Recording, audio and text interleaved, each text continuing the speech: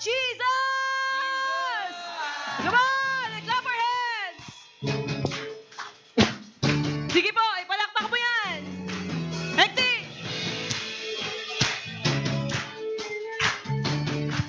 Awitin po natin! Katulad ng mga agila, tayo ay lilipad. Hindi mapapagod ating mga pakpak. Tayo'y magdadala ng buhay at sigla sa mga anak ng Diyos na nanghihina. Halika na! Halika na! Umayo na! Ipahayag ang tagumpay niya. Halika na! At magdala, magbigay kalakasan sa presensya niya. Sige, tingin ka sa kanan mo. Asan yung kanan mo? Asan? Sabihin mo to sa kanya. Let's go! Come on! Ito ang panahon, di na uso ang mapagdala. Tingin ka sa kaliwa. Asan yung kaliwa mo? Come on, sabihin mo to. Ito ang panahon ng pagbabalik loob. Let's go! Sama-sama! Sama-sama na magapoy sa ngalan niya. Ang gawa ng Diablo ay tutupukin. Let's go! Halika na! Halika na! Umayos na! Ipahayag ang tagumpay niya. Halika na!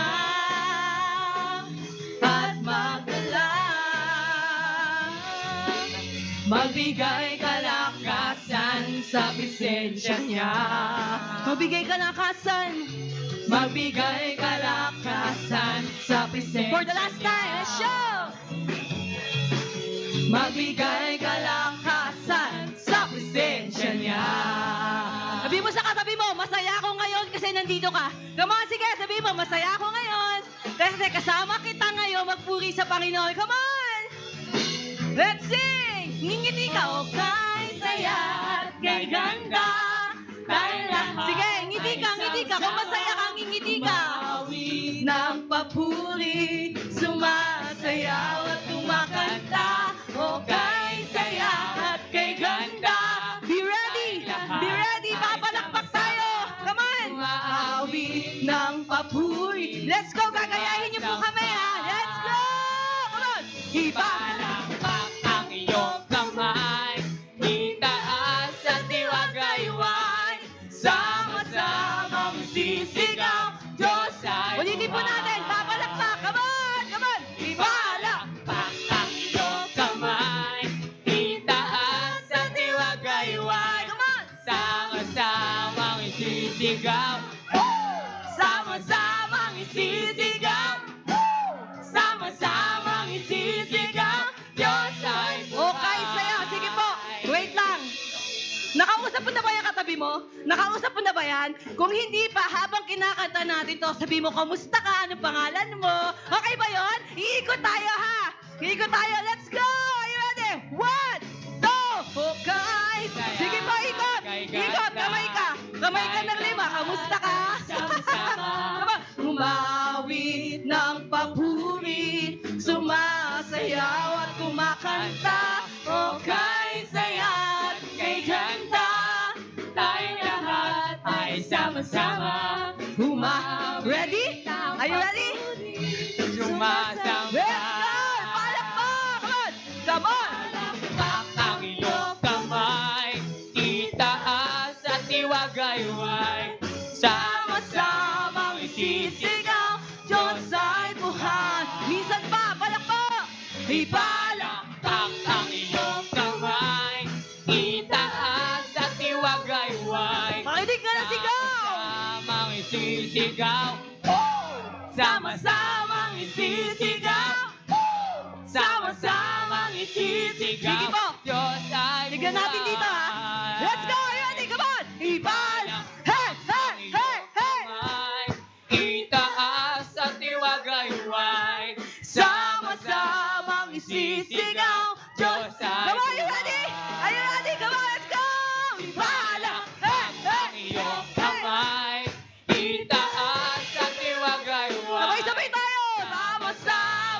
isisigaw. Sama-samang isisigaw. Sama-samang isisigaw. Diyos ay Minsan pa! buhay. Ayun, come on! Come on! Ipalakpak ang iyong itaas at iwagayway. Sama-samang isisigaw. Diyos ay buhay! Come on! Ipalak po!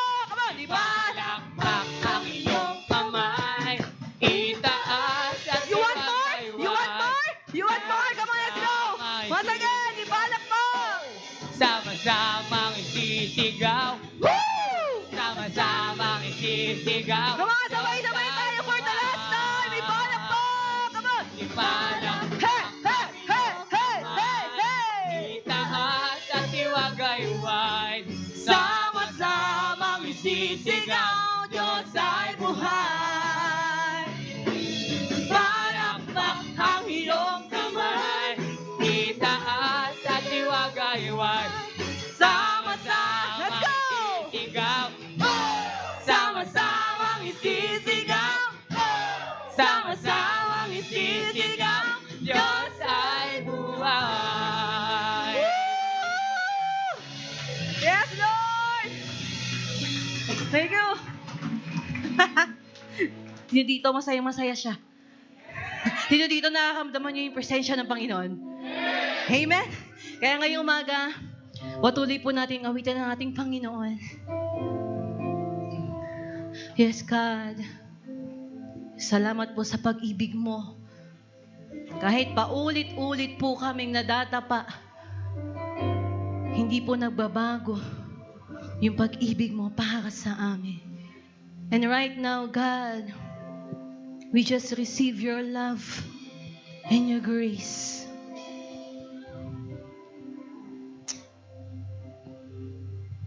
How grace.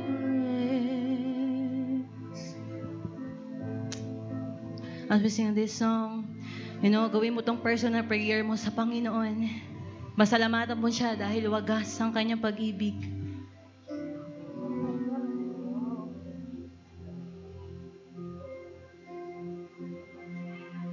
Ang cross ng Kalbaryo, ang siyang alaala na pag-ibig mo, lahat na iyong pasan, pagdaramdam kabiguan. Sabayan niyo po ako, ikaw ay nagwagi, ikaw ay nagwagi. Ako'y malaya na sa'yo, ang papuri, di na ikamatayan, sambahing walang hanggan. Dakila ang pag-ibig mo, Jesus. Dakila ang pag-ibig mo, Jesus. Dalangin ko mapalapit sa'yo. Nais ko ang presensya mo. Minsan pa po, ang krus ng Kalbaryo.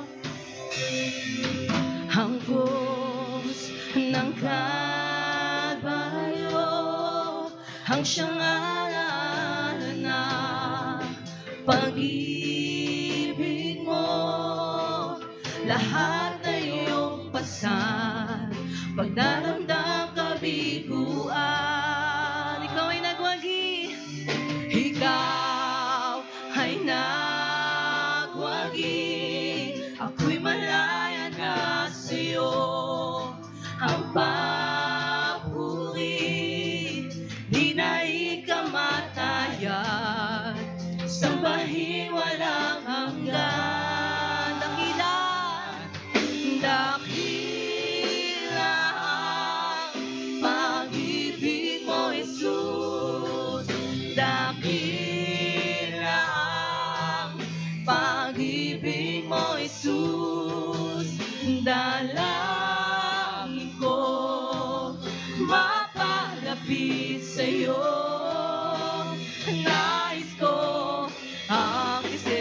presensya mo.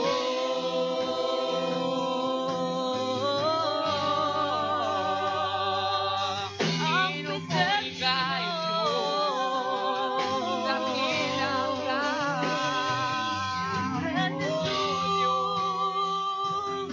Dakilang ngalan mo.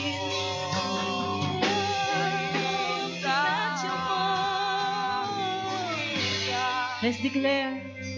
May lakas sa ngalan mo. Come on, church. May lakas sa ngalan mo.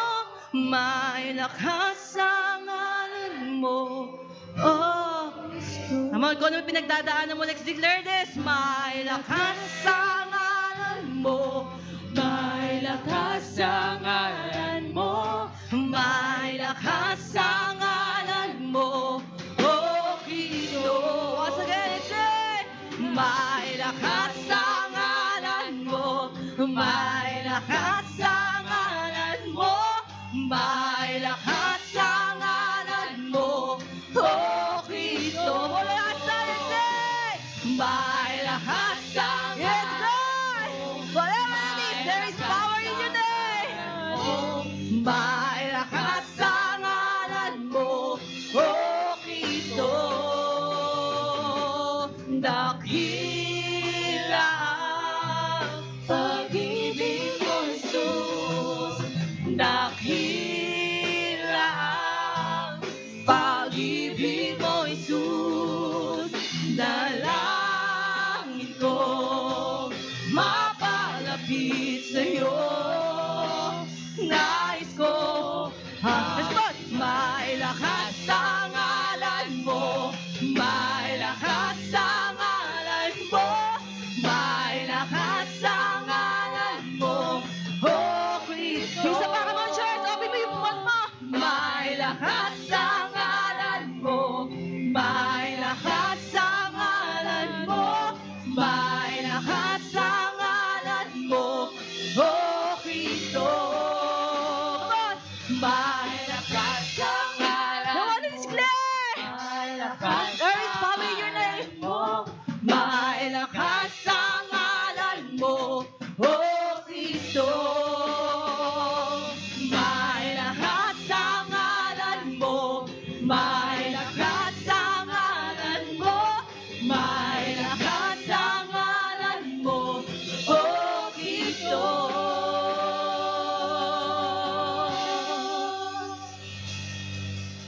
Buong mundo'y magpupuri. Come on! Ang aming puso'y sasamba. Come on, open your mouth! O Diyos, dakila ka. Buong mundo, buong mundo'y magpupuri. Ang aming puso'y sasamba. O Diyos, dakila ka. Buong mundo, come on! Buong mundo'y magpupuri. Ang aming puso'y sasamba. O Diyos, dakila. For the last time, buong mundo. Buong mundo'y magpupuri. Ang aming puso'y sasamba. O Diyos, dakila ka. Aming Diyos, habang buhay, ang lahat ng papuri sa'yo'y binigay. Aming Diyos, habang buhay, ang lahat ng papuri minsan pa, aming Diyos, aming Diyos, habang buhay, ang lahat ng papuri sa'yo'y bibigay. Aming Diyos, habang buhay, ang lahat ng papuri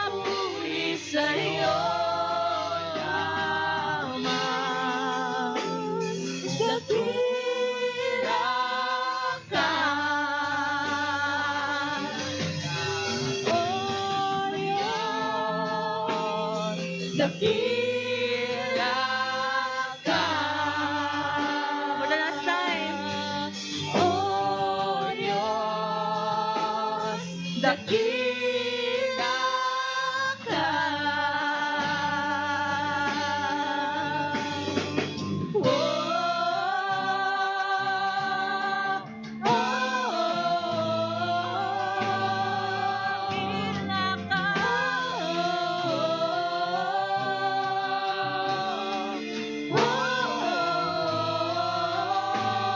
Lahat ng papuri. Lahat ng papuri sa iyo lamang, ang buhay ko'y sa iyo. Lahat ng papuri sa iyo lamang, ang buhay ko'y sa iyo. Come on, church! Lahat ng papuri sa iyo lamang, ang buhay ko'y sa iyo. Lahat ng papuri sa iyo lamang, ang buhay ko'y sa iyo.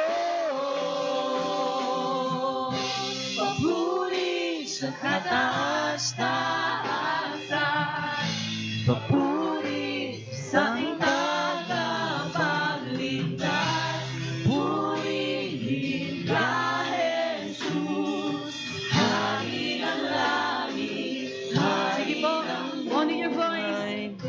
Papuri Kataas-taas. Papuri sa aking tagapagligtas. Purihin ka, Jesus. Hari ng Minsan pa, awitin mo ito ng buong puso. Papuri sa kataas-taasan. Yes, God. Papuri sa ating tagapagligtas, purihin ka, Jesus. Hari ng langit, hari ng buhay ko. Sige po, pinakamalakas na palakpak para sa ating Panginoon. Thank you, God. We glorify you and we honor you. In Jesus' name we pray. Everybody say, Amen and Amen.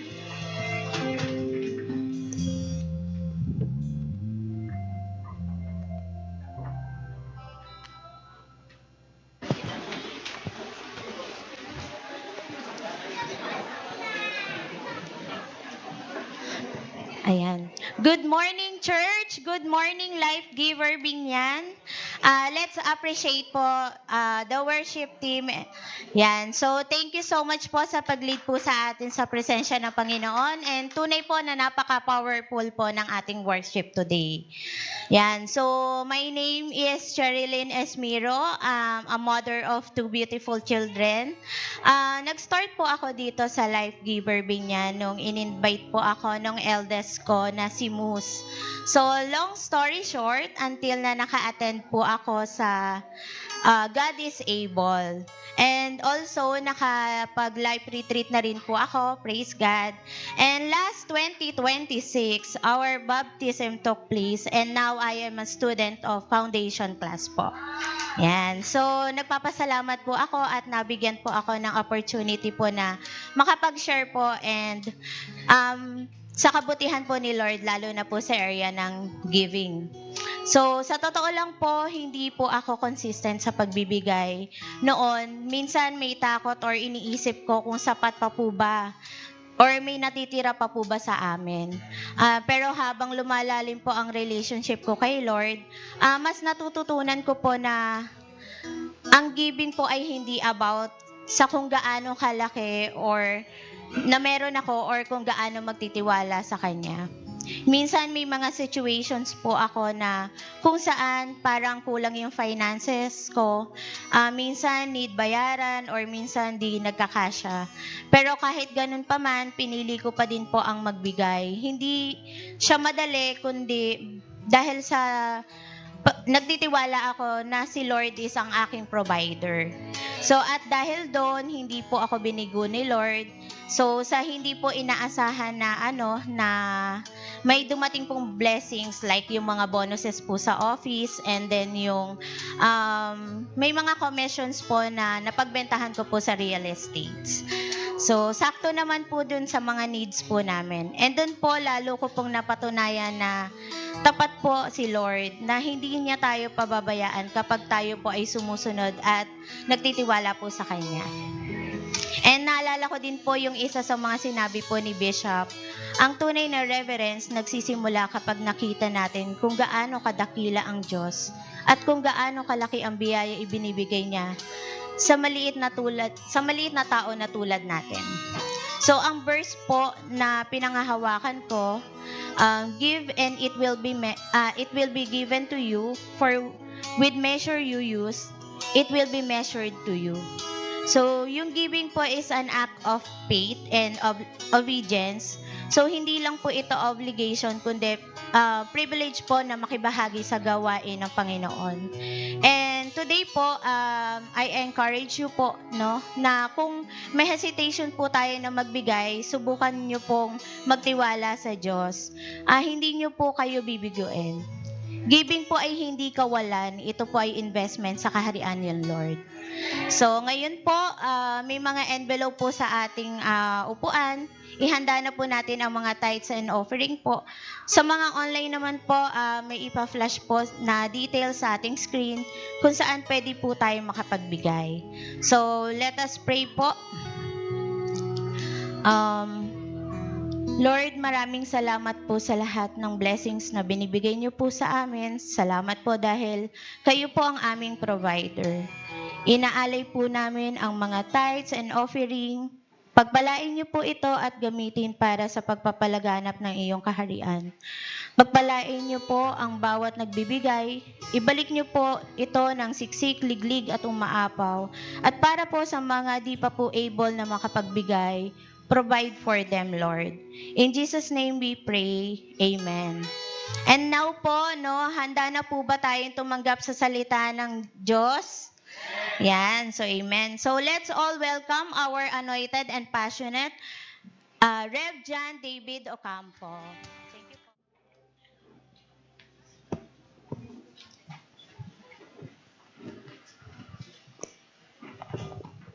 Ayan. Good morning po. Ayan. Nagulat ako.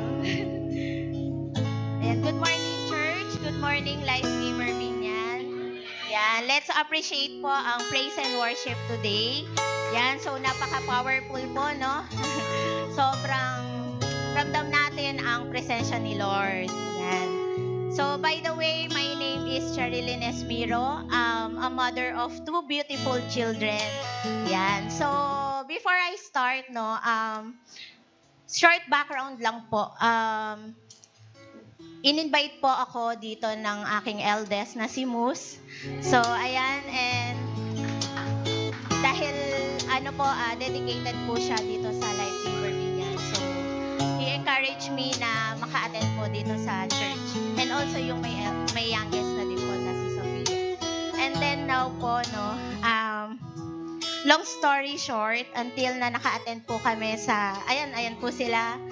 Yan po yung celebration namin ng birthday ni Moose, sa Tagaytay po. And then, naka-attend na po din kami sa God is Able po. So, yan. Ayan po, may kasama po kami isang kid na si Yuan. And then, last year lang din po, nakapag-life retreat na rin po ako. Yan. And na-appreciate ko po yung prophetic message po sa akin ni Coach Nikki. Super tumatak po sa puso ko po yun nung araw na yun. Yan, thank you. And last January 2026 po, our baptism took place po, and now I'm a student po ng foundation class po. So, ayan, napaka-bless po nung araw na yon, and nung natanggap ko po yung blessing po ni Lord. Yan. And then, nagpapasalamat din po ako na nabigyan po ako ng opportunity na ma-experience po itong lahat ng ito and ma-share ko po yung kabutihan ni Lord about sa area po ng giving. No, sa totoo lang po, hindi po ako consistent sa pagbibigay. Noon, minsan may takot or iniisip ko po na baka hindi po sapat or kulangin po ang aming finances po, no? Pero habang lumalalim po yung relationship ko kay Lord, mas natutunan ko po na ang giving ay hindi about sa kung gaano kalaki ang meron ako or kung gaano ako magtitiwala sa Kanya. Minsan, may mga situations po ako na kung saan parang kulang yung finances ko, maraming needs na bayaran, and parang di kakasya. Pero kahit ganun pa man, pinili ko po na magbigay. Hindi siya madali, since nga na ako lang po yung nagpo-provide po sa dalawa kong kids. And then also po, no, hindi siya madali kundi dahil nagtitiwala ako kay Lord kasi alam ko na siya yung provider ko. Yes. At dahil doon, hindi po ako binigo ni Lord. So, di inaasahan po may mga dumating po na blessings. Like yung mga bonuses po sa office and yung mga commissions po na natanggap ko po doon sa pagbebenta ko po sa real estate po. And then, yun po yung mga needs po namin, no, na tingin ko po sakto po yung mga binibigay ni Lord sa amin. And doon po, lalo ko pong napatunayan na tapat po ang Lord na hindi po tayo pinababayaan kapag tayo ay sumusunod at nagtitiwala sa Kanya. Naalala ko po yung isang sinabi ni Bishop last time po na nandito po siya. Ang tunay na reverence nagsisimula kapag nakita natin kung gaano kadakila ang Diyos at kung gaano kalaki ang biyayang ibinibigay niya sa malilit na tao na tulad natin. So, ang verse po na pinanghahawakan ko, ayan, give and it will be given to you, for with measure you use, it will be measured to you. Giving is an act of faith and obedience. Hindi lang po ito obligations, kundi privilege po na makibahagi sa gawain ng Panginoon. And today po, I encourage you po, no, na kung may hesitation po tayo sa pagbibigay, subukan niyo pong magtiwala sa Diyos. Hindi niya po tayo bibiguin. Ang giving po ay hindi kawalan, ito po ay investment sa kaharian. Ngayon po, may mga envelope po tayo, no, sa mga chairs po natin. Ihanda lang po natin yung mga tithes and offering po natin. And then ayan po, sa mga online naman po, meron naman po tayong ipa-flash po sa screen natin, yung details po. So, ayan po. Okay, let us pray po. Lord, maraming salamat po sa blessings na ibinibigay niyo po sa amin. Salamat po dahil salamat po dahil kayo po ang aming provider. Inaalay po namin ang mga tithes and offering. Pagpalain niyo po ito at gamitin para sa pagpapalaganap ng iyong kaharian. Pagpalain niyo po ang bawat nagbibigay, ibalik niyo po ito ng siksik, liglig at umaapaw. At para po sa mga hindi pa po able na makapagbigay, provide for them, Lord. In Jesus' name we pray, Amen. Ayan, so, ready na po ba ang lahat? Ayan, and now, handa na po ba tayong tumanggap sa salita ng Diyos? Amen. So let's all welcome our anointed and passionate Rev. John David Ocampo. Thank you so much po. Palapakan po natin ang Panginoon. Good morning po, everyone. Amen. Thank you, Lord. All right. Grabe. Praise God. Okay, ilan po rito excited sa umagang ito? Amen. Parang hindi kayo excited. Amen. Wow, thank you, Lou. Thank you, Lord. All right, grabe. Okay, so for the past last 2 weeks, okay, di ba, wala tayong pinag-uusapan kundi reverence of God. Ilan dito, simula na nag-start yung series natin, inumpisahan po yan ni Bishop, tapos sinundan ni Pas Eval, di ba, last Sunday. Tumaas yung reverence, paggalang, amen, respeto, Tama ba? At pagpapahalaga natin at pagtingin natin kay Lord, di ba? Na naintindihan mo, nakita mo talaga si Lord, okay? Na Lord, Diyos siya. Tama, hindi siya barkada. Okay? Di ba? Hindi siya, alam mo yon, di ba, na kaibigan mo lang. Okay, Diyos siya. Di ba, na malaki. Tama, at mananatili siyang magiging Diyos. Whether meron man tayo o wala, mananatili siyang Diyos. Amen? Thank you, Lord. Palakpakan po natin ang Panginoon. Hallelujah. Thank you, Lord. Let's pray, Lord. Samahan mo kami once again in this third part ng aming series. Lord, muli makita ka namin, marinig ka namin, at makita namin yung kalakihan mo, Panginoon, at lumabas kami sa lugar na to, na kami po ay manghang-mangha sa iyo. Na kami po, Panginoon, ay talagang sumusuko, Lord, sa kabanalan mo, sa pagka-Diyos mo, Panginoon. At makita ka namin, Panginoon, kung paano mo pinepresent ang sarili mo, O Lord. And I pray that bawat isa po dito ay magkaroon ng clear, Panginoon, and personal elimination of how great you are and how holy you are, O God. We love you so much. Speak to us, even mga nasa online, Lord. Ito po aming dalangin sa pangalan ni Jesus. Amen. Muli, malakas po na palakpak para sa Panginoon. All right. So we are in the third part of our series, Reverence for God. So dapat lang talaga, okay? Di ba? Nung pinresent na po sa atin yan sa huling 2 linggo, that we should really revere. Okay, kailangan talaga galangin, respetuhin natin, at tingnan natin ang Diyos kung paano niya pinepresent. Kasi we have, okay, a lot of people understand or view God according to how they wanted to view God. Diba? So gusto nila, may mga tao, maraming tao, gumagawa sila ng sarili nilang Diyos ayon sa gusto nilang Diyos na kilalanin. So hindi ka pwedeng gumawa ng sarili mong Diyos na ito yung pagkakakilala mo sa Kanya. Kasi hindi ikaw ang gumawa sa Diyos. Amen? Diba? It's the other way around. It's God who created us. Tama? At wala pa tayo, di ba, may Diyos na. Tama? So we should understand and we should know God according sa kung paano niya nire-reveal ang sarili niya sa atin. Through His Word. Amen ba yun? Okay? So tayo ay nasa third part. Okay, are you ready? Tingnan mo ang katabi mo kung ready na siya. Yan. Alright. So hindi nyo po napansin na sa mundo po natin ngayon, parang alam mo, naandali na lang natin maging casual, andali na lang natin maging normal o gawin nating casual nga yung mga bagay na dapat na sineseryoso natin. Di ba? Pag usapin na seryoso, okay, wala mo, huwag natin pag-usapan yan. Alright? Di ba? Pero pag may mga ibang bagay, okay, na hindi naman dapat sineseryoso, yan ang sineseryoso natin. Okay? Di ba? Like for example, kapag may interview, todo prepare tayo. Ilan dito pag may interview, talaga nagpe-prepare ka ng todo? Tama? Okay, nakapustura ka, nakaayos ka, tama, nagmumukha kang tao. Alright, paminsan-minsan. So sana araw-araw may interview. Tama. Okay, kapag may exam, grabe yung puyat, grabe yung review, di ka makausap, di ka kumakain. Tama? Okay? So hindi ka makatulog.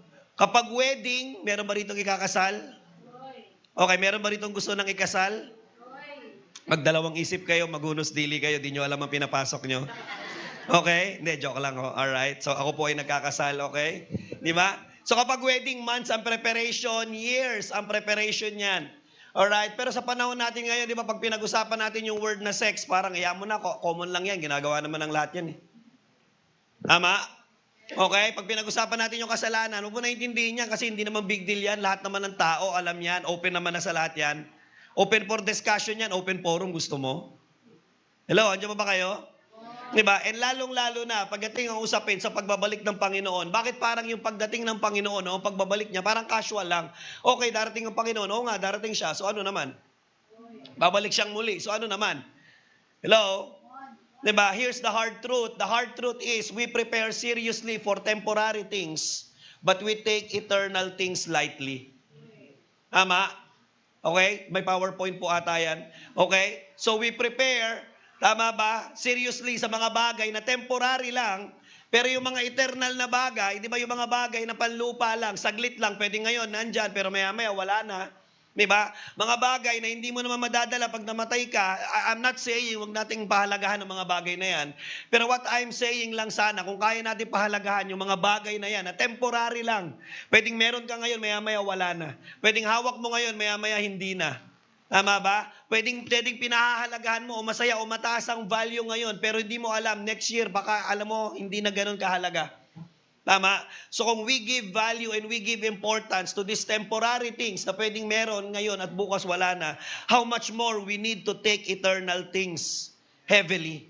Amen? We don't take, di ba, eternal things lightly. Hindi natin sila minamaliit dapat. Alright? At yun ang problem, nakakalimutan natin. Tama? Nakakalimutan natin, oo nga pala, nakakalimutan ko, mamamatay nga pala ako. Alright, paalala mo nga sa katabi mo may expiration tayo, hindi tayo forever na mabubuhay. Nakakalimutan natin, oo nga pala, haharap pala ako kay Lord. Teka lang, handa na kaya ako? Hello? Diyan ba? Nai-ready ko ba yung buhay ko? Yung puso ko ba, tama ba yung laman? Kasi haharap ako kay Lord eh. Amen? Hello, yung buhay ko ba ngayon ay inihahanda ko sa isang araw? Kasi naghahanda ka naghahanda ka kapag papunta ka ng opisina eh. Pag haharapin mo yung boss o kaya haharapin mo yung HR, pag may interview ka, haharapin mo. Paano yung interview mo kay Lord? Pinaghahandaan mo ba? Kasi baka napasa mo lahat at kaya mong ipasa lahat ng interview sa HR eh. Alright? But I wanna tell you, God is more than HR. He is bigger than all the HR that you have talked, that you have, interviewed. Okay? Hello? So nakakalimutan natin. Diba? Kaya nga ang gamot sa kalimot ay, ano pong gamot sa kalimot? Batok. Okay, batok. Hindi. Ang gamot sa kalimot ay paalala. Amen? So okay lang ho ba, paalalahanan ko po kayo ngayon? Amen? Una, paalalahanan ko po kayo, Kristiyano kayo. Amen? Pangalawa, paalalahanan ko kayo, baka may utang ho kayo, magbayad kayo. Hindi, joke lang ho, okay? Tama ba? So, kailangan natin papaalalahanan. And for the last 2 weeks, okay, we are being reminded by God. Tama ba? Pinapaalalahanan tayo na, hey, andito ako, maghaharap tayo, malaki ako. Tama ba? Nire-ready kita. Amen? Binabago kita. Kaya nga lahat ng mga bagay na pinagdadaanan mo, part yan ng preparation. Alright? So we've talked about, di ba, first topic pinag-usapan is about David, mga Bible characters yun. Tapos last topic pinag-usapan is about the Isaiah. Amen? Hello? Okay. So ngayon, gusto ko malaman mo, sabihin mo naman sa sarili mo, kasi di mo pinag-usapan 2 Bible characters eh. It's their turn, tapos na yon. So now, I want you to know, it's your turn. Amen. Ikaw naman. Okay? Kasi natapos na yung turn ni David, natapos na yung turn ni Isaiah, natapos na yung turn ng mga Bible characters. Old and New Testament. Natapos na rin yung term. Okay? Diba? Ng mga, alam mo yun, mga patriarchs.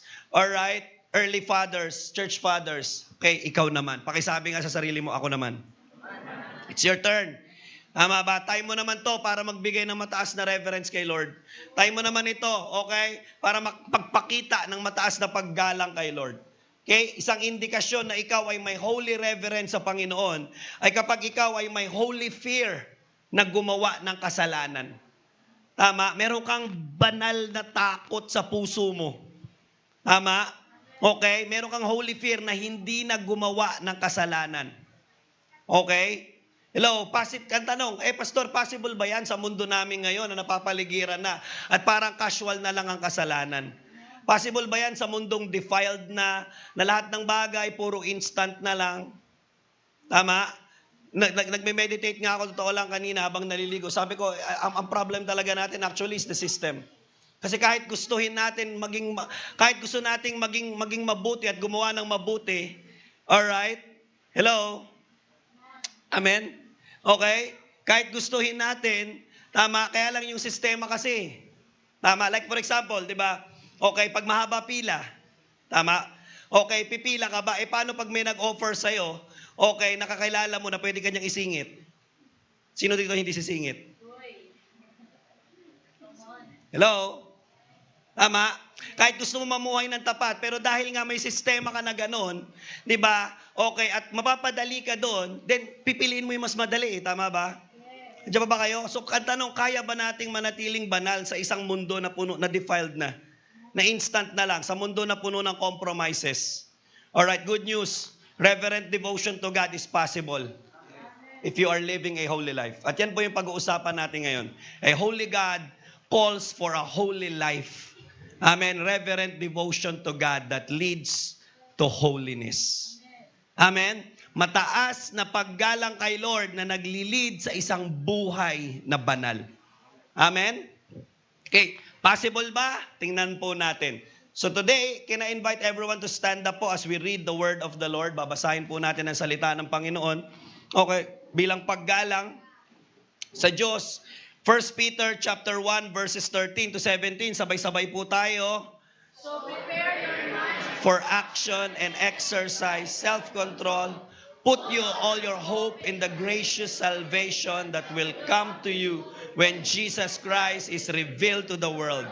So you must live as God's obedient children. Don't slip back into your old ways. Satisfy your own desires. You didn't know any better then.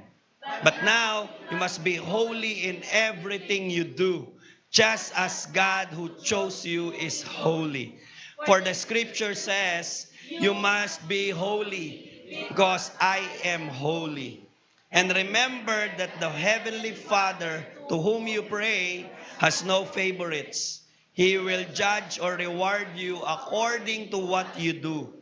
So you must live in reverent fear of Him during your time as temporary residents. Palakpakan po natin ulit ang salita ni Lord. You may now be seated, okay? So ganda. Ganda ng sinulat ni Pedro. Alright, now bigyan ko kayo ng mabilis na background. 1 Peter was written during the time of Emperor Nero. So andyan po si Emperor Nero, baka may kamukha po kayo, baka may kamukha yan dito, okay? Hindi ba, hindi po namin sinasadya. Alright? Siguro walang kamukha, kakatawan meron. Okay? So actually, yung 1 Peter, nung binigayan ni Peter sa mga Kristiyano noong time na yun, it was very hard for them to accept that. It was very hard, okay, yung teaching, okay, especially for the Christians, for the believers. Why? Because at that moment, they were mistreated, they were misunderstood, they were severely persecuted. Okay, sa mundo nila na normal ang immorality, normal ang idolatry, normal ang emperor worship, normal ang pagkakasala, normal ang pamumuhay, casual, lahat ng tao gumagawa ng kabalbalan. Tama? So kaya sinulat ito ni Pedro to encourage the mistreated and the persecuted and the hurt and the, alam mo yon, di ba? Tawag ito persecuted believers.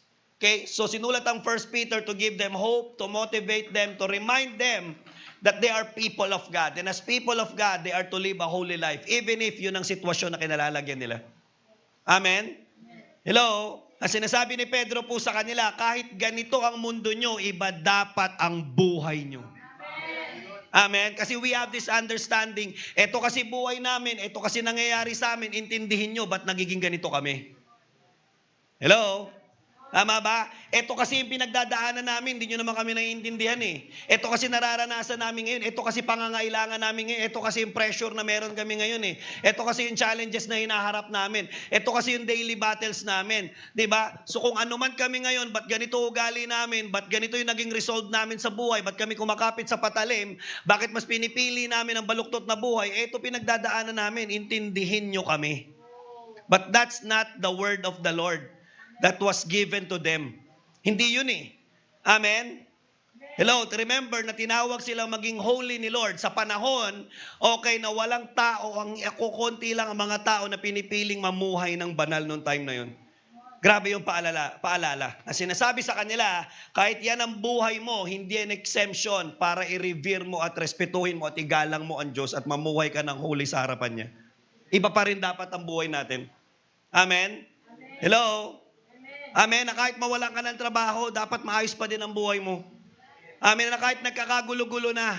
Hello, na kahit, di ba, gumaganda o pumapangit ang negosyo. Andiyan pa ba kayo? Amen. The same thing with our lives today. God is calling us. A holy God, I want to tell you, is calling you for a holy life. A holy God is calling you for a holy life. So ang tanong ngayon, paano? So yan ang tanong namin ngayon, how? Tama? Yan din ba ang tanong nyo sa isipan nyo ngayon? Di ba? Okay, yung iba ang tanong, how? Yung iba naman ang tanong, bakit? Alright, bakit? Alright, hirap. Okay, sasagutin natin. Okay, how to live a holy life. Alright, how to live a holy life in full reverence of God. Number 1, holy living starts in the mind. Okay? Di ba? Kailangan talaga unang-unang mabago sa buhay ng isang tao, isip niya eh. Alright? Kaya nga sabi ni Pablo, be transformed by the renewing of your mind. Pag hindi na bago isip, di mababago buhay. Amen? Kaya may mga tao na hindi nagbabago ang buhay kasi hindi nagbabago yung takbo ng pag-iisip nila. Para sa kanila, hindi, dapat lang akong mamuhay ng ganito kasi ganito buhay ko. Okay lang yan, justifiable na ganito yung buhay ko. Okay, kasi nga, kailangan ko eh, hindi ako mabubuhay. Justifiable na bakit dito yung mga taong sinasamahan ko, sinisikmura ko na lang kahit mali. Kasi nga, hindi ako mabubuhay. Di ba? Anong sabi ni Paul? So prepare your minds for action. Alright? Ano bang klaseng mind dapat meron tayo? Alright, letter A, prepared mind. Handang pag-iisip. Alright, sabi ni Pablo, prepare your mind for actions. For action. Hello? Okay? Diba, pasensya na po kayo, medyo mabilis kasi baka mamaya alas 12 na tayo, maabutan na magpatong na yung second fellowship dito kasi mahaba po ito. Okay? So, ang Greek word po ng prepare here is, anaso sa menoy. Anaso sa menoy. Alright? Nang ibig sabihin niyan, is to geared up or to tie tightly for readiness. Alright? Yung gear up, mag-ready ka na, magbihis ka na, iayos mo na yung sarili mo. Alright? Okay? Higpitan mo na yung dapat mong higpitan. Ayan, di ba? Okay, nilabas na nila yung photo. Alright? So, literally, pag sinabi po natin na gear up, okay, it's a picture of someone preparing for battle. Mag-ready ka na. So dapat lagi handa yung isipan mo, yun ang sinasabi ni Pedro. Dapat prepare paragi yung isipan mo. Okay, prepare siya parati na sumamba kay Lord. Prepare siya parati, di ba, na umayo sa harapan ni Lord. Prepare siya parati na gumawa ng tama sa harapan ni Lord. Hindi siya prepare na gumawa ng excuses. Ay, ito yung buhay ko ngayon. Paano ko i-justify ngayon? Alright? Dapat prepare ako ngayon, di ba, na ano man dumating sa akin, handa akong humarap sa Diyos eh. Amen? Hello, in ancient times, people wear long robes, mga ganyan po, okay? Kaya iniisip ko nga, sabi ko, pwede pala, noong unang panahon, nakapalda pala talaga yung mga lalaki, baka pwede next time, nagpe-preach po ako dito, naka-duster, okay? Alright? Amen ba? Tingin nyo? Hindi, wag, okay? Baka naman, okay? Okay? Wag, okay? Amen? Alright? Baka gayahin ng iba, sorry. So sinasabi ni Peter, prepare the loins of your mind. Prepare for struggle. Prepare for distractions. Dapat ready tayo lagi sa anumang bagay na pwedeng dumating. Hindi lagi na lang tayo nagugulat. Diba? At pag nagulat ka, bigla na lang nagkakasala ka. Tama ba? Bigla pag nagulat ka, bigla na lang gagawa ka ng isang bagay na lihis doon sa bagay na pinaniniwalaan mo nung una. Tama, na pag nagulat tayo sa isang sitwasyon, sa isang pangyayari, bigla ka na lang nakakagawa ng mga bagay na lihis sa pinapanampalatayaanan mo. Diba? Bigla na lang tayong lumili sa mga bagay na nauna natin diniklara kay Lord na eto ka at ito gagawin ko, Lord. Kahit na anong mangyari, Lord, bigla may nangyari. Ay, teka lang, Lord. Akala ko ba kahit na anong mangyari? Kasi hindi ko alam na ito yung mangyayari. Kakasabi mo lang kahit anong mangyari eh. Amen? Prepare yung bibig nating mag-declare pero hindi prepare yung isip natin sa anumang bagay na pwedeng dumating. Amen? Hello, tahimik po kayo. Pag tahimik ang church, di ko alam kung anong tumatakbo sa isipan nyo. Amen? Whether you like it or not, sinasabi dito maghanda. Bakit? Kasi may paparating, may darating, may temptation na darating, may struggle na darating, may distraction sa darating. Di ba? May pagkakasala, di ba? Na susubukan kang kunin. Yung luma mong buhay kakatok. Yung mga dati mong kaaway, bad tripping ka, iinisin ka. Tama? Hello? There will be distractions left and right. There will be battles and struggles left and right. Tama? Pagkagising mo at bago ka matulog, minsan nga kahit tulog ka pa ginigising ka pa para lang inising ka. Tama? Hello? To prepare means to be intentionally ready. Intentionally mag-ready ka, yun ang sinasabi ng Bible, na dapat may plano ka, handa ako. Okay? In other words, Peter is saying, tie up the loose thoughts. Kumbaga yun sa picture, balik yan, sige po, balik muna natin yung picture, okay? Kapag sila magigera na at handa na sila, okay, tinatay up nila yung robe nila kasi para pag tumakbo sila, hindi sumasabit yung mga binti nila dun sa kanilang pal, dun sa damit nila. Amen? So, what the Bible is saying, tie up the loose thoughts. Baka may nalalaglag na naman dyan sa isipan mo. Tama? Okay, baka may mga malalabong thoughts na naman, alright, na pumapasok. Amen? Itali mo, kaya nga sabi, di ba, yung word, itali mo, bind them. Itali mo talaga yung word sa isip mo, sa puso mo, sa buhay mo.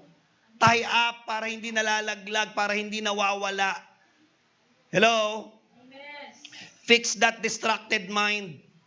Alright? Iayos mo na yung isip mo na lagi na lang distracted, na mayat maya na lang nadidistract, mayat maya na lang nawawala sa focus, mayat maya na lang nadidiscourage, mayat maya na lang, di ba, hindi okay, nadidisalign. Amen? Okay, stay mentally sharp and be ready because the battle for holiness does not start in behavior. It starts in the battlefield of your mind. Amen. Be ready, mentally sharp. All right? Itong araw na to, I don't know what will come in my life, in my way, in my work, in my school, in my studies, 'di ba, in everything. 'Di ba? But I'm ready right now. Okay? Hello? That's why believers should be ready kasi you'll never know when God will move, when Jesus will return. Kaya nga dinugtong niya, anong klaseng mind dapat tayo? Letter B, disciplined mind. So hindi lang prepared, dapat disciplined. Okay? Exercise self-control, sabi ni Pedro. Kasi yung utak natin is consumed by what we feed. Hello? Alam niyo po ba yon? Na ang utak mo ay pinatatakbo ng kung anumang bagay ang pinapasok mo at inaalaw mo, pinapakain mo.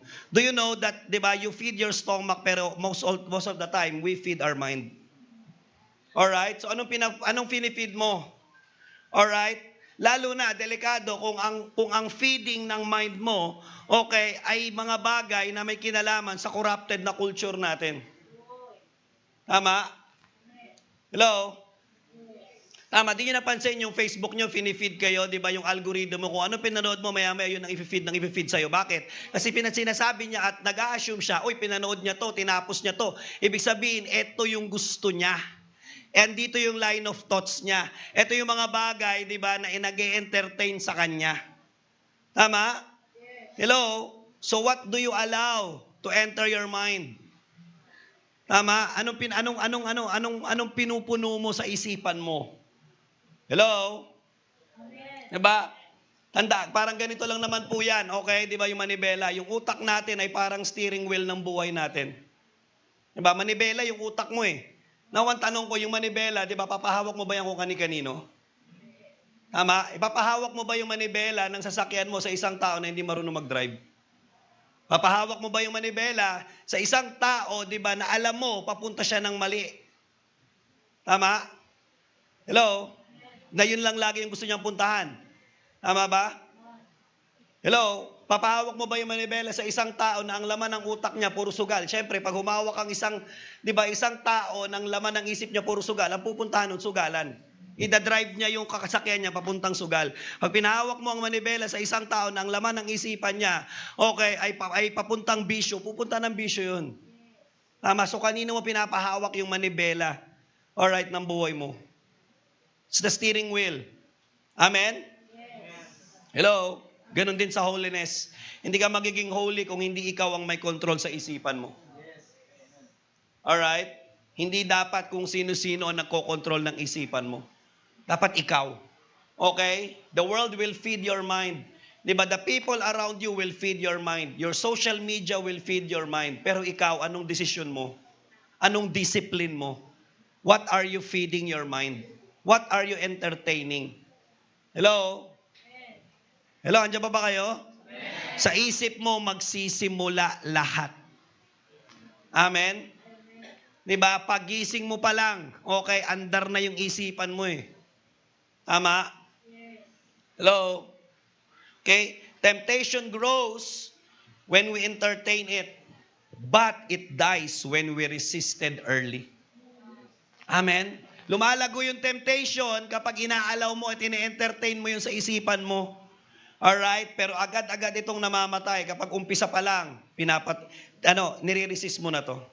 Alright? So meron po tayo dito illustration, okay? Diba? Sige po, ilabas natin sa slide.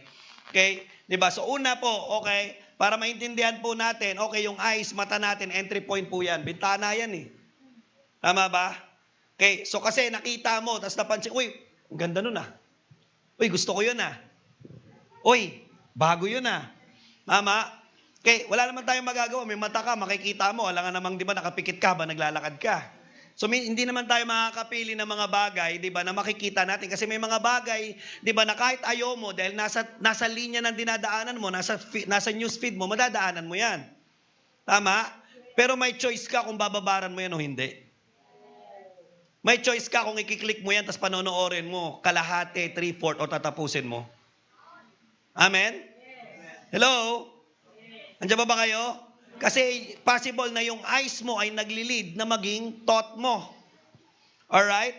So yung eyes, tama ba, nakita mo, and eventually, possible, pag in-entertain mo siya, ay nagkakaroon ka ng thought, what if? What if kaya tikman ko yan? Tama? Ganun lang naman nag-start si Eva eh. Nakita, hindi po si Pastora Eva, okay? Tama ba? Okay? Si Eve na lang, alright? Di ba? Okay? Nakita niya yung ang tawag nito, forbidden fruit. Hindi rin siya mansanas, ha? Okay? Nirelay lang sa mga Pilipino para mas madaling maintindihan ng mansanas. Alright? So nakita niya yung forbidden fruit at nakita niya, pleasing to the eyes and good for gaining wisdom. What if tikman ko? Tikman ko lang naman. What if kaya balikan ko yung dati kong buhay? Ano kayang feeling? Tama? Eventually, nagkakaroon ka ng thought. Ang problema kapag, di ba, nag-start sa eyes, tapos napunta ng thought, ang problema kapag yung thought ay nauwi sa desire. Mukhang masarap. Na-miss ko. Hello? May kasama ba ako dito? Di ba? Okay? Now, after siya naging desire, what happened? Dahil nagustuhan mo, you take action. Diba? Okay? Diba? Parang diet lang din naman yan eh. Tama? Okay, ang tagal mong hindi kumakain, tapos grabe, parang ang sarap-sarap. Tikman ko lang. Tama? Ayun, nung kinain mo, ang sarap pala. Alright? What happened? Diba? Gumuho ang lahat. Natapos, okay, ang 6 months na pinaghirapan mo. Tama? Hello? So that's the problem. Okay? So ngayon, gusto mo na siyang gawin kasi nga, di ba, may desire ka na sa kanya eh. Remember na kahit nakita ng mata mo at naisip ng isip mo, okay, kung hindi naman yan ipaprocess at magiging desire, hindi mo yan a-actionan. Tama? Yung mata natin yung gate, pero yung mind natin ang decision center. Alright, yung mata mo eh. Tama ba? Nakita niya. Kaya nga dapat you qualify, di ba? Talagang ini-scan mo lahat. Okay, hindi lahat ng bagay na nakikita mo agad-agad, inoohan mo eh. Tama? Let it process your mind. Teka lang, tama ba to? Maganda ba to? Makakabuti ba to? Amen? Lumalabas na ikaw may control. Kaya hindi mo pwedeng sabihin, ako hindi ko napigilan eh. Alright, no. Okay? Kasi pinrases mo yan, in-entertain mo siya. Kaya nga ang sabi ng Bible, di ba? Self-control. Discipline yourself. Amen? Hello? Exercise. Self-control. Tama? Nung sinabi ng Bible, exercise, hindi naman, di ba? Hindi naman tayo naturally sanay na nag-exercise eh. But as time goes by, as you continually do it, di ba, nakakasanayan mo siya. Hindi ka naman sanay na ganyan eh. Pero di ba, habang ginagawa mo siya ng tuloy-tuloy, nasasanay ka. Sanayin mo yung sarili mo. Tama ba na hindi lahat ine-entertain ng thoughts mo? Yes. Amen? Andiyan pa po ba kayo? Yes. Hello? Amen? Kapag inaksyonan mo na yung wrong desire, nagiging kasalanan na siya. Tama? Alright? Okay, letter C. Dinugtong niya pa, hope-filled mind. Put all your hope in the gracious salvation that will come to you when Christ Jesus is revealed. Put all your hope. Alright? Then Peter ends the verse with something powerful. Put all your hope in the gracious salvation. Alright? Holiness is not powered by fear. Holiness is powered by hope. Amen? Okay? Diba? We should be hopeful. Dapat namamag-asa ka. Alright? Excited ka. Ito yung may positive outlook about future. Bakit? Kasi alam mo may darating. Hindi, darating si Lord eh. Diba? Kaya kailangan kong mag-ready. Tama ba? So Peter is telling the believers, do not live spiritually half awake. Huwag tayong tutulog-tulog na kalahati ka lang, gising kalahati tulog. Do not let the culture or this culture program your thinking. Amen? Diba? Tandaan nating mabuti, holiness is not about acting religiously. Holiness is about thinking eternity. Amen? Hello? Palakpakan po natin ang Panginoon. Come on. Diba? Holy living is not about acting religiously. Alright? Holy living is about thinking eternity. Diba? Na alam ko, okay, hindi ko lang ginagawa ang mga bagay na ginagawa ko ngayon for routine. Alright, ginagawa ko ang mga bagay na ginagawa ko ngayon. Bakit? Kasi nagpe-prepare ako sa buhay na walang hanggan na paparating. Amen? Hello? So how about you? How's your mind? Hinahanda mo ba isip mo sa pagbabalik ng dakilang Diyos? The battle for your soul begins in your mind. Ito lahat nag-uumpisa eh. Amen? Yung mga soldiers, hindi sila naghahanda sa loob ng battlefield. Diba? Yung mga sundalo, di naman niya naghahanda kapag may gera na eh. Kailan sila naghahanda? Bago yung gera. Amen? Nakita ka ba ng sundalo, pambira, saka lang niya hinahasa yung espada niya? Okay, saka lang niya kinakargahan yung magasin ng baril niya kapag may gera na. Diba yung mga empleyado, kailan ba kayo naghahanda kapag actual na interview? Wait lang sir ha, okay, hanapin ko lang yung resume ko. Amen? You prepare upon, before the interview. Diba? Yung panganganak, kailan ba yung pinaghahanda? Nagre-ready ka ba kapag nagle-labor ka na? Okay? Diba yung manganganak ka na, saka ka mag-i-empake? Tama, bago manganak. Amen? Okay, so I want to tell you again, church, let us be reminded, may darating na Holy God. Pabalik si Lord. Amen? Hello? Amen? Can you put that in your mind? Pakihawakan mo po yung isipan mo. Okay, you put that in mind, may darating na Holy God. Amen? Say that. Saka mo, hawak mo po yung isipan mo, may darating na Holy God. Tama? And as you prepare, you learn, you grow. Sa preparation, may stretching, may testing. Part yun. Ba't ang hirap ng process? Stretching, preparation. Amen? Nakita ka naman ng training na madali. Hello? Amen? Hello? Sa preparation, may luha, may rebuke. Kaya huwag kang nagwawala kapag pinaprepare ka ni Lord. Huwag kang nagwawala at huwag ka ding nawawala. Discern well.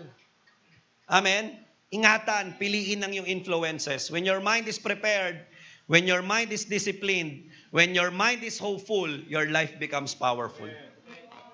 Amen? Hello? So ano number 1? Holy living starts in the mind. Number 2, holy living is obedience no matter what. Holy living is obedience no matter what. Diba? Sabi ni Pablo, verse 14, so you must live as God's obedient children. Alright, mabuhay daw tayo bilang mabuting, di ba, bilang masunuring anak ng Diyos. The Greek word for obedient is hupakoy. Hupakoay. The word obedience means give respectful attention and attentive listening that leads to compliance and submission. Hindi lang siya pakikinig. Amen. Kasi marami naman nakinig pero hindi naman sumunod after. Amen. Hello, ilan dito, di ba, lahat naman ng sinabi sa inyo ng magulang nyo, pinakinggan nyo. Pero ilan doon ang sinunod mo? Hello? Diyan ba kayo? Ano ba command? Ang command ba, you must live as God's rebellious child? Yun ba command? Okay? Hindi, ang sabi ng Bible, you must live as God's obedient children. Okay? At ang key word po dito, at ang pinaka-powerful na word is yung must. Okay? Kasi hindi siya option. Amen? Hindi sinabi ni Peter, you should. Okay? Or you ought to be. Okay? Pero the word must, meaning it's a non-negotiable thing. Wala kang choice. Wala kang iba dapat option, kundi ang mabuhay bilang masunuring anak ng Diyos. Amen? Technically, the must here is a modal verb na ginagamit ito para ipakita yung obligation, okay, na kailangan mong gawin. Diba? Wala tayong ibang choice. Okay, ang sarap lang, diba, na hindi ka binigyan ng choice ni Lord na sumuway sa Kanya. Kasi alam naman ni Lord kung anong magiging kahihinatnan mo kung susuway ka. Obedience to God is not optional. It's a spiritual command. Amen? Hello? Because if we obey the instruction, it will shape our identity. It will shape our lives. And it will prepare us for eternity.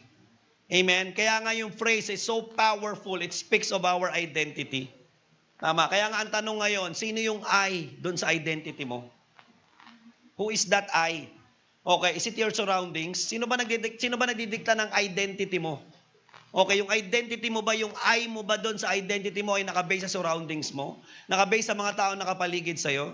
Nakabase sa ginagawa mo? Hello? Dapat walang iba, 'di ba? Dapat walang iba kundi si Lord yung I mo. Dapat yung eyes, identity mo ay walang iba kundi si Lord. Kaya nga dinugtong niya pa doon sa verse, do not slip back into your old ways of living. Huwag ka nang babalik sa dati mong buhay. Amen? Hello? Naalala mo pa ba kung sino ka dati? Okay, ilan dito pag nakikita niyo yung picture niyo 10 years ago, nasusuka kasi itsura mo? Ako yan? Tama? Tao ba yan? Tama? Hello? Amen? Can you imagine that? Itsura mo pala nasusuka ka na, paano pa buhay mo? Hello? Tama? Yung itsura pa lang, ayaw mo na eh. How much more yung laman ng puso mo nung time na yon? Yung language mo nung time na yon? Yung circle mo nung time na yon? Yung buhay mo, yung lifestyle mo nung time na yon? Kaya ang sabi ni Peter, don't slip back. Huwag mo nang balikan. Amen? Hello, minsan kahit saved ka na, tinanggap mo na si Lord, yung dating patterns mo, hinahanap-hanap mo pa. Amen? If God is holy, then His children cannot live as if they belong to a different family. Amen? Hindi pwedeng anak ka ni Lord, tapos kung mamuhay ka, parang anak ka ng ibang pamilya. Ilan dito naniniwala anak siya ni Lord? Then dapat mamuhay ka bilang anak ng Diyos. Alright, wag kang mamuhay, di ba, na pabira, anak ka ng Diyos, pero yung buhay mo, buhay ng kapitbahay nyo. Amen? Hindi pwede yun. Amen? Hello, ano dapat buhay natin? Labas po natin. Okay, sinasabi ni Pedro, hindi ka na dapat yung dating ikaw. Amen? Wala na tayo dapat sa dati nating buhay. Hindi na dapat tayo yung dati nating desires. Kapatid, wag ka nang bumalik sa dati. Okay, sabi sa katabi mo, huwag ka nang bumalik sa dati. Amen? Do not return to the mindset God already rescued you from. Do not return to the patterns God has already freed you from. Do not let the sinful nature that ruled you before Christ rule you again. Tama, ang sinasabi lang, wag nang lilingon, wag nang babalik. Ang ganda na ng biyahe mo ngayon, ang ganda na ng journey mo, ang ganda na ng buhay mo kasama si Kristo. Umaayos ka na, nakalaya ka na, binago ka na, wag nang babalik pa. Amen?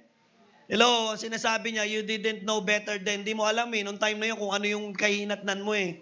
Ngayon, naiintindihan mo na kung anong kahinatnan ng buhay na meron ka dati. Hello? Even if the old life calls you back, diba? Ilan dito tinatawag ka pa rin ng dati mong buhay? Tama? Even if tinatawag ka, okay? You know what? Your obedience still says no. Hindi na. Ayoko na. Amen? Hello? Real reverent devotion to God shows up in obedience. Ang tunay na reverent devotion kay Lord ay nagsho-show up in obedience. Kahit mahirap, kahit inconvenient, kahit walang nakikita, Lord, ayoko, di ako babalik. Nandito na ako. Kasama na kita. Amen? Naranasan na kita. Tama. Number 3, alright, holy living is seeing God as holy and reflecting His holiness. Amen? Okay, verses 15 to 16, but now you must be holy in everything you do. Grabe. In everything you do. Alright, just as God who chose you is holy. The Greek word of holy means hagios. Alright, which means sacred, morally pure, consecrated for God. Amen? It describes something completely different from what is common. Dapat talaga iba ka. Hindi niya sinasabing perfect ka. Alright, because God doesn't expect perfection in us. Tama? But God expects faithfulness. God expects consecration. Kaya ngayon mga nasa consecration class o mga natapos na, naiintindihan nila yan. Amen? You know that you have been consecrated by God. So holiness ay hindi nagsisimula sa rules. Okay, di ba na yung holiness, holy ako kapag bawal to, bawal to, bawal to, bawal to, bawal to, bawal to, bawal to, 1, 2, 3. No, that's not holiness. Holiness ay hindi nag-uumpisa sa rules. Okay, hindi siya nag-uumpisa sa restrictions. Holiness begins with illumination. Amen? Ano sabihin ng illumination? Yung nagkaroon ka ng personal, 'di ba, na illumination sa buhay mo na yun pala yun. Yung nagkaroon ka ng inward revelation, 'di ba, na talagang nag-illuminate sa iyo yung kalakihan ng Diyos. Na talagang personal mong na-discover, grabe ka pala, Lord. Ito ka pala. Yung naintindihan mo inwardly, ito pala yung buhay na dapat na sinasapamuhay ko. Kapag naintindihan mo at nakita mo na talaga kung sino si Lord, yun ang magbabago ng buhay mo. Amen? The problem today is not just sinful behavior. The problem today actually, the deeper problem is the small view of God that we have. Amen? So the problem is not our sinful behavior. The problem is we have a smaller view of God. Kasi kung malaki tingin mo kay Lord, di ka naman susuway sa Kanya eh. Kung tama yung tingin mo kay Lord, di ka naman magkakasala sa Kanya. Kapag maliit ang tingin mo sa holiness ng Diyos, magiging casual ka rin sa kasalanan. Maliit na bagay lang yan. Simple lang yan. Hello? But when you truly see God, when you truly see how holy God is, your life will begin to align with His character. Amen? Okay, kaya nga sabi ni Pedro, be holy in everything that you do. Tama? Alright? Bakit? Because I wanna tell you, church, remind ko lang po uli kayo, holiness is not a church activity. Amen? Holiness is a lifestyle. Amen? Di ba? Hindi siya pang church lang. Yung kabanalan, di ba? Hindi, huwag nyo na ako isali sa mga kabanalan nyo kasi hindi ako bagay dyan eh. No, tandaan mo ito mabuti na yung holiness ay hindi lang siya pang church. Hindi ka tinatawag ni Lord na maging banal sa loob lang ng simbahan. Hindi ka tinatawag ni Lord na maging banal lang habang nagbabasa ka ng Bible, habang nagwo-worship ka. Okay, God calls us into holiness in all that we are doing, in everything that you do. While you are worshiping, while you are serving, while you are inside the church, while you are studying, while you are working, while you are driving, while you are walking, while you are alone, kahit na ikaw lang mag-isa. Amen? Be holy because God is holy. Amen? Dapat ang basis ng holiness natin ay hindi yung mga tao. Hindi, ang hirap kasi maging holy dahil mga demonyo yung nasa paligid ko. Hindi naman yun ang sinabi ng Bible. Be holy because the people around you is holy. Be holy because, di ba, all the people, all your family is agreeing with you. Okay, ang basis ng holiness na sinasabi ng Bible is God. Be holy for the God who calls you is holy. Amen? Kaya tayo nahihirapan maging holy kasi nakatingin tayo sa paligid natin, hindi tayo nakatingin kay Lord. Amen? God does not say, admire my holiness. Ang sinasabi ni Lord, reflect my holiness. Amen? Hello? Tanungin mo sarili mo ngayon, okay, are you reflecting the holiness of God in your life? Amen? Hello? Andiyan pa po ba kayo? Okay, paano mo nakikita yung kabanalan niya? Minsan kasi people mistake familiarity with intimacy. Tama? Familiarity is to become close and be disrespectful to God. Alright? Close kayo, kaya pwede ko siyang barabarahin. Close kayo, kaya pwede ko siyang, alam mo yun, ganun-ganunin. But intimacy naman is become close and still be respectful to God. See the difference? Kamusta pag-handle mo ng pera? Are you reflecting God's holiness in your money, in your finances? Hello? Kamusta yung pagtatrato mo sa kapwa mo? Are you reflecting God's holiness? Kamusta yung pag-handle mo sa ministry pinagkatiwala ni Lord sa'yo? Okay, are you reflecting God's holiness? Amen? Pag mag-isa ka na, are you reflecting God's holiness? Amen? The same God who is perfectly holy is calling you to live a holy life. Amen? Hindi po perfect agad, pero set apart. Amen? Sa bahay man, sa trabaho, sa ministry, secular life, sa school, sa labas. Tama ba? Ang tunay na believer, hindi lang holy sa loob ng church. Amen? Holy siya kahit siya lang mag-isa. Kahit walang audience. Amen? Kasi alam mo, nakikita ka ni Lord. Amen? Number 4, holy living is seeing God as the rightful judge. Okay? Holy living ay nakita mo, di ba, na may Diyos, di ba, na matuwid, di ba, na hukom, na isang araw haharap ka sa Kanya. Alright? The word judge in Greek is krinyo. Krinyo. It means to separate, to examine, to decide what is right and what is wrong. Alright? Yun eh. Trabaho ng judge mag-decide anong tama, anong mali. Okay? Pero iba yung Diyos. Bakit? Because yung judge dito sa lupa, bias yung kanyang right and wrong. Pero si God, never. Okay? It carries the idea of evaluating and rendering a verdict. In other words, yung Diyos na mapagmahal, gracious, loving, okay, the God who sees everything, and the God who weighs everything. Nakikita niya ang lahat at tinitimbang niya ang lahat ng bagay.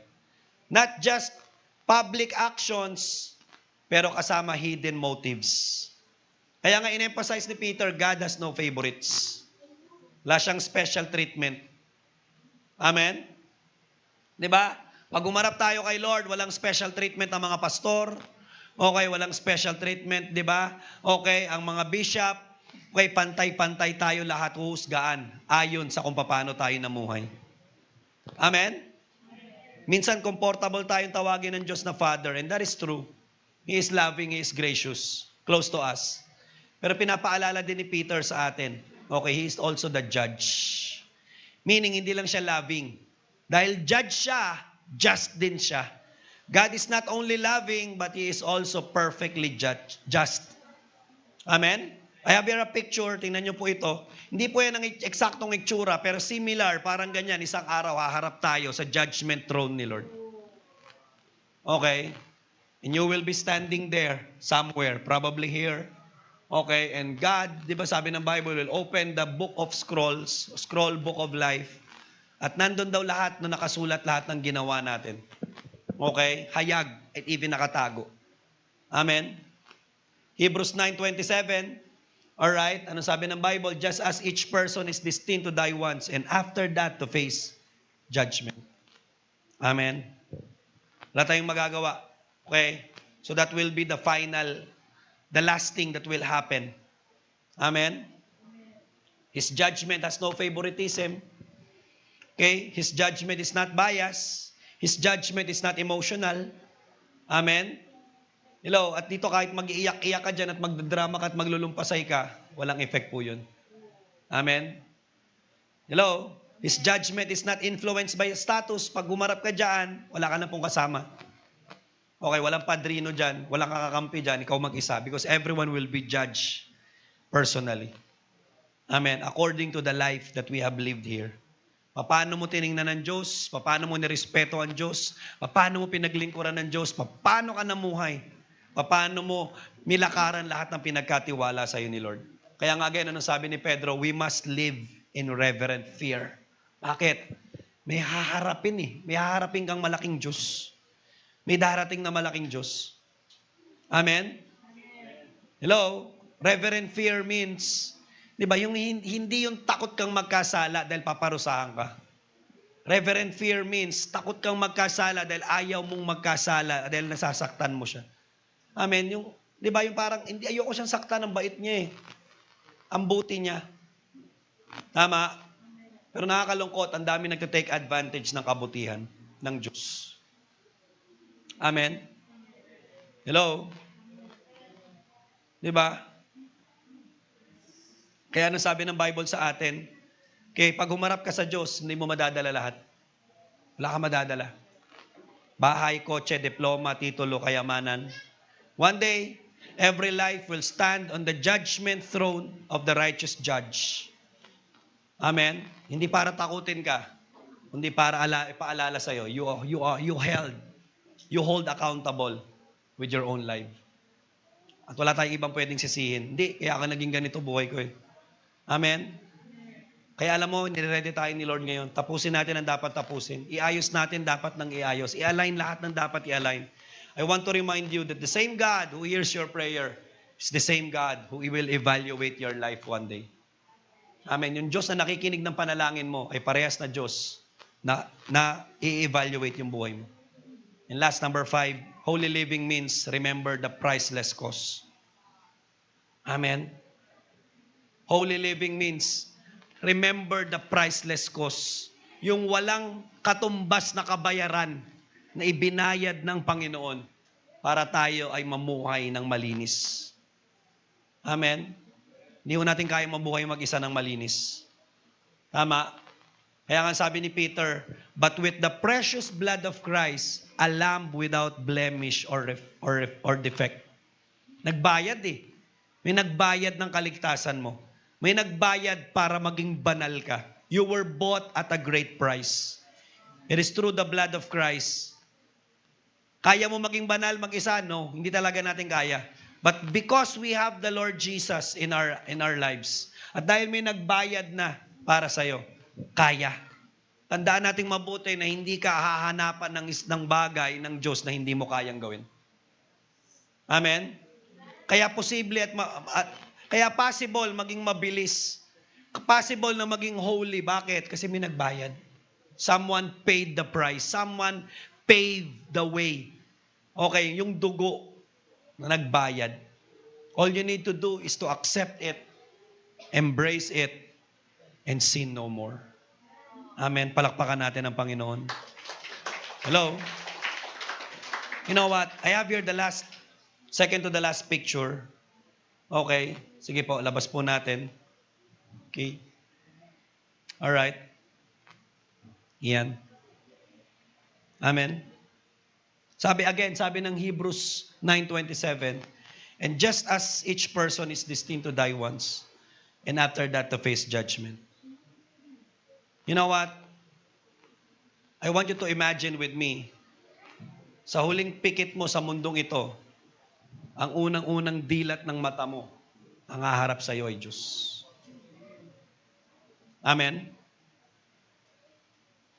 Hello? Sang araw, we will be facing this state. Amen? Hihiga ka, hihinto, magpapantay yung paa mo. Pag nagpantay yung paa mo, okay, the next thing that will happen to you is kaharap mo na yung Diyos. Amen? Ang tanong lang dito, kapag umarap ka kay Lord, anak, give me one good reason. Bakit kailangan kitang tanggapin sa kaharian ko? Anong isasagot mo? Lord, naging mabuti ako. Lord, magaling ako. Matalino ako. Lord, mayaman ako. Lord, madiskarte ako. Lord, marami akong kaibigan. Lord, ang galing kong mag-aral. Hello? Amen? All of those things doesn't matter. Matthew 7:21, not everyone who calls me Lord, Lord will enter the kingdom of heaven.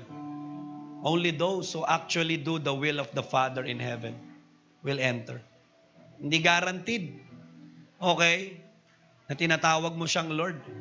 Kasi ang dami daw sa panahon na yon na tumatawag na Lord, pero hindi naman tinamaan ang kalooban ng Diyos. Amen? Hello? Balik po tayo dun sa picture. Okay? Kalooban ng Diyos, magbago, sumuko, sumurrender. You know what? For the past weeks, we've talked about the reverence of the Bible character to God, to God's holiness. Now, it's our turn to revere God. Turn mo naman. How do you show reverence to God? In the way you serve, in the way you give, in the way you obey, in the way you live, in the way you relate to others. Ikaw naman ang magbibigay ng reverence sa Panginoon. It's time to decide paano ka mabubuhay. Paano ka maghahanda o paano mo hinahanda ang sarili mo sa pagbabalik ng banal na Diyos. Amen? Holiness starts in the mind. Holiness starts, okay, in holy living, in obedience, no matter what. Holy living is seeing God as holy, reflecting His holiness. In holy living is seeing God as the righteous judge. Holy living remembers the priceless cost. Can I invite everyone to stand up?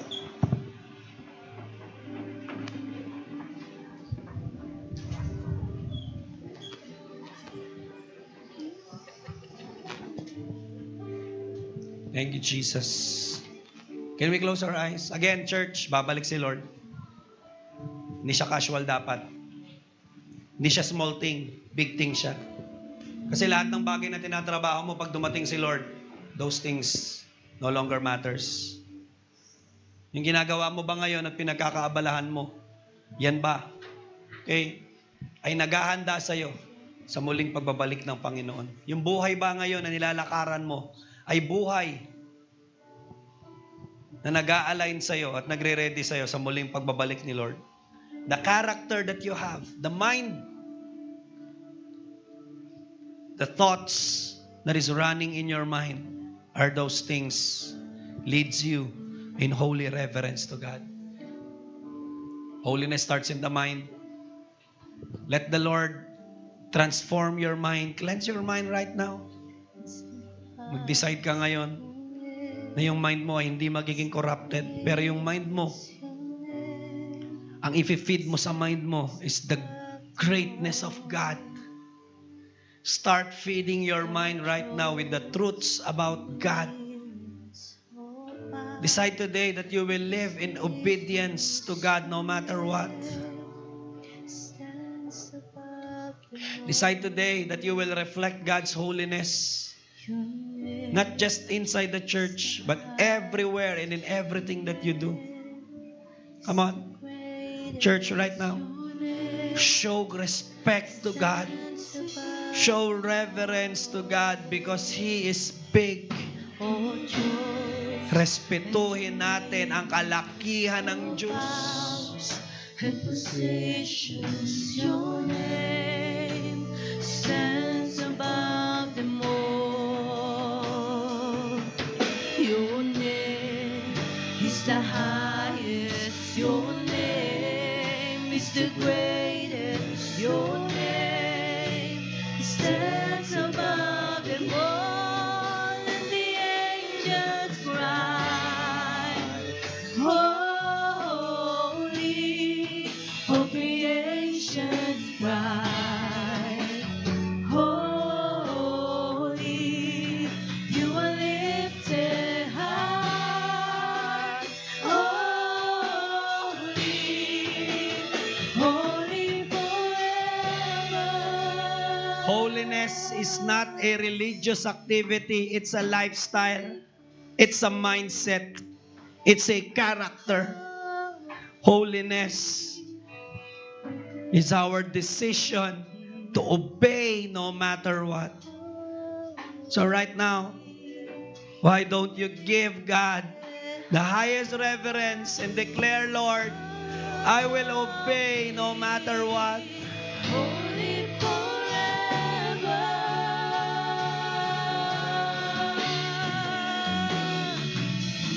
Your name is the highest. Your name is the greatest. Your name stands above them all. All thrones and dominions, all powers and positions, your name stands above them all. Your name is the highest. Your name is the greatest. Your name stands above them all. All thrones and dominions, all powers and positions, your name stands above them all. You know what, church? Kung tingin mo, justifiable na ganyan ang buhay mo, ganyan ang way mo ng paglilingkod, reasonable na bakit ganyan ka ngayon, it's because yan ang pinagdadaanan mo, you're wrong. God is calling you to holy living regardless of your situation, regardless of your condition. Binigay ang 1 Peter sa mga Kristiyano na nasa gitna ng hirap, nasa gitna ng matinding persecution, nasa gitna ng isang mundo na namumuhay sa kasalanan, and yet the Lord still is calling them to live a holy life. Holiness doesn't depend on your situation. Holiness doesn't depend on your present condition. Holiness doesn't depend on what's going on with your mind, doesn't depend on your emotion. Holiness depends on the God who calls you. Sinasabi ni Lord sa kanila, kahit yan ang buhay nyo, huwag nyong tingnan at gawin niyo excuse yan, kasi may Diyos na malaki at ako yon na tumatawag sa inyo. Live a holy life. with creation's wide. Oh, Show holiness to God in the way you serve. Show holiness to God in the way you live. Show holiness to God in the way you treat people, you treat your family. Show holiness to God in everything that you do. creation's wide. Holy, oh creation's wide. Holy, you are lifted high. Holy, holy forever.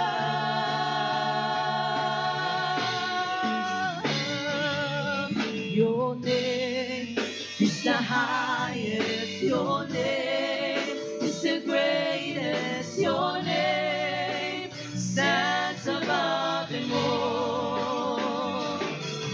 On thrones and dominions, all powers and positions, your name stands above them all. You know what, lastly? Holiness is not about natatakot ka sa Diyos.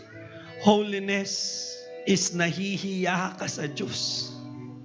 Lord, nakakahiya, ganito lang ang buhay namin sa harapan mo. Lord, nakakahiya, ganito lang kami sumunod. Lord, nakakahiya sa iyo, ganito lang kami maglingkod. Lord, nakakahiya sa iyo, we're not giving the best worship, the best obedience. Nakakahiya, Panginoon, ang dami naming excuses. Nakakahiya, ginagamit namin ang aming sitwasyon para magkasala, para gumawa ng mga bagay na mali. Panginoon, thinking sapat ang rason na meron kami dahil ganito yung pinagdadaanan namin. Holiness is seeing God is bigger than whatever is going and happening in your life. Nakakahiyang magkasala sa Diyos na minahal ako ng sobra-sobra. Nakakahiyang magdamot sa Diyos na walang ginawa kundi magbigay ng nag-uumapaw. Nakakahiyang sumuway sa Diyos na walang tigil at walang sawa akong sinasamahan at hindi iniiwan at hindi pinababayaan.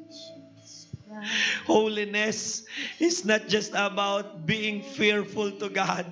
Holiness is about respecting God and loving God, for He has been so good.